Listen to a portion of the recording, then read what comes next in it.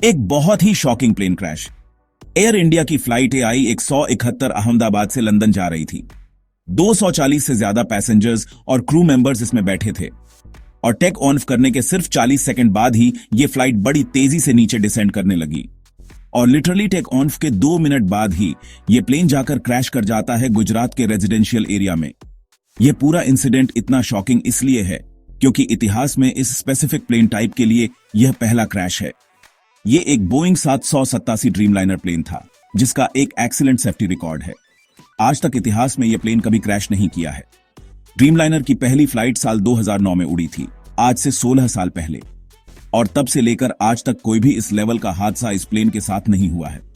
मैं जानता हूं बोइंग एज कंपनी का एक बहुत ही खराब ट्रैक रिकॉर्ड रहा है पिछले कुछ सालों में, जैसे कि उनके प्लेन टाइप B737 मैक्स जिसमें कई सारे मैन्युफैक्चरिंग डिफेक्ट्स देखे गए और कई सारे प्लेन क्रैशेस भी देखे गए हैं पिछले कुछ सालों में, लेकिन यह वाला प्लेन वो नहीं था। इस प्लेन का स्पेसिफिक कोड नंबर VTNB था, जिसे आप इंटरनेट पर जाकर सर्च करोगे तो सारा डाटा मिल जाएगा। यह 11 साल पुराना प्लेन था, कोई ज्यादा पुराना प्लेन नहीं था। ड्रीमलाइनर्स का लाइफ स्पैन 20 से 30 साल तक का होता है।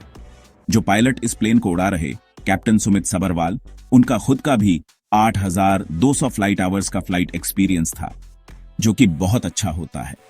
तो पायलट भी इनएक्सपीरियंस नहीं थे। अगला सवाल आपके दिमाग में आएगा कि क्या वेदर खराब था?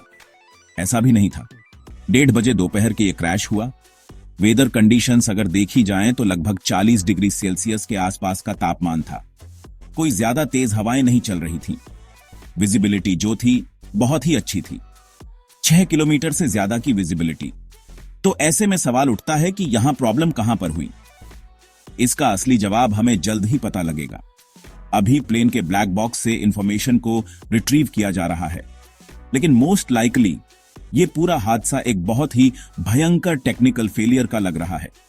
क्या यहां पर कोई इंजन फेलियर हुआ है, मेंटेनेंस फेलियर की वजह से? इसका असली जवाब तो हमें तभी पता लगेगा जब ब्लैक बॉक्स को रिट्रीव करके सारी इंफॉर्मेशन पब्लिक में रखी जाएगी। लेकिन सवाल यहां पर पूछे जाने चाहिए इन दो कंपनीज से, एयर इंडिया और बोइंग।